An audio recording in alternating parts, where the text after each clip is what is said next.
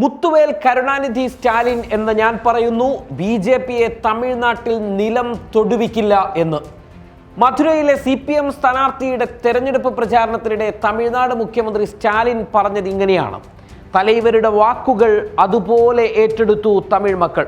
കോയമ്പത്തൂരിൽ K അണ്ണാമലയിലൂടെ BJP സാന്നിധ്യം ഉറപ്പാക്കുമെന്ന exit poll പ്രവചനങ്ങളെ അപ്പാടെ നിരാകരിച്ചുകൊണ്ട് തമിഴകത്തെ 39 സീറ്റും DMK സഖ്യം തൂത്തുവാരുന്ന കാഴ്ച. തെരഞ്ഞെടുപ്പ് പ്രചാരണത്തിന്റെ തുടക്കം മുതൽ DMK സഖ്യം നേടിയ മുന്നേറ്റം തെരഞ്ഞെടുപ്പ് ഫലം അവസാനിക്കും വരെ നിലനിർത്താൻ അവർക്ക് കഴിഞ്ഞു. സംസ്ഥാനത്തെ DMK സർക്കാരിനെതിരെ ഭരണവിരുദ്ധ വികാരമില്ലാത്തതും സ്റ്റാലിൻ സർക്കാർ നടപ്പിലാക്കിയ ജനക്ഷേമ പ്രവർത്തനങ്ങളുമാണ് ഇന്ത്യ മുന്നണിക്ക് വിജയം എളുപ്പമാക്കിയത്. ബി.ജെ.പിയുടെ വർഗീയ വിദ്വേഷ രാഷ്ട്രീയവും ദ്രാവിഡ രാഷ്ട്രീയവും തമ്മിലുള്ള ഏറ്റുമുട്ടലായി തെരഞ്ഞെടുപ്പ് പോരാട്ടത്തെ കാണാൻ തുടക്കം മുതൽ DMK ശ്രദ്ധ ചെലുത്തി.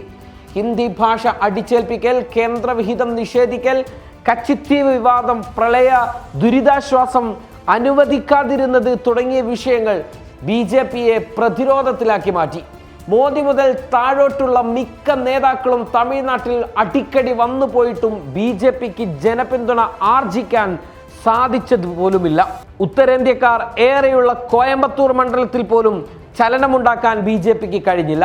അണ്ണാമല എന്ന ഒറ്റയാൾ പോരാട്ടത്തിനപ്പുറം സംഘടനാ സംവിധാനങ്ങളിലെ പോരായ്മകളും ബി.ജെ.പിക്ക് പ്രതികൂലമായി.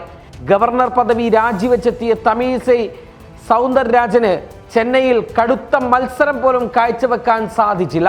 മോദിയുടെ വിദ്വേഷത്തെയും വെറുപ്പിനെയും തുടക്കം മുതലേ സ്റ്റാലിൻ പടിയടച്ച് പിണ്ടം വെക്കുന്ന കാഴ്ച. വിദ്വേഷ പ്രചാരണങ്ങൾക്കെതിരെ കടുത്ത നിലപാടാണ് സ്റ്റാലിൻ കൈക്കൊണ്ടുവന്നത്. ഒറ്റക്ക് മത്സരിക്കാനൊരുങ്ങിയ AIDMKക്ക് കരുത്ത് തെളിയിക്കാൻ പോയിട്ട് ഒന്ന് ഉയർത്തെഴുന്നേൽക്കാൻ പോലും സാധിച്ചില്ല. പാർട്ടിയുടെ ദുർബലാവസ്ഥ, പന്നീർശെൽവം വിഭാഗത്തിന്റെ വിമതവേഷം, സ്ഥാനാർത്ഥി നിർണയങ്ങളിലെ പാളിച്ച എന്നിവ AIDMKക്ക് കനത്ത തിരിച്ചടിയാക്കി മാറ്റി. തെരഞ്ഞെടുപ്പ് പ്രഖ്യാപിച്ചതോടെ മുന്നണി സംവിധാനം കെട്ടുറപ്പോടെ മുന്നോട്ട് കൊണ്ടുപോകുന്നതിൽ സ്റ്റാലിൻ കാണിച്ച സമീപനവും പ്രചാരണത്തിലെ തന്ത്രങ്ങളും സഖ്യത്തിന് ഗുണമായി. സ്റ്റാലിൻ സംസ്ഥാനത്തുടനീളം പങ്കെടുത്ത റാലികളിൽ 5-6 ലക്ഷം പേരായിരുന്നു നിരന്തരമായി എത്തിയിരുന്നത്.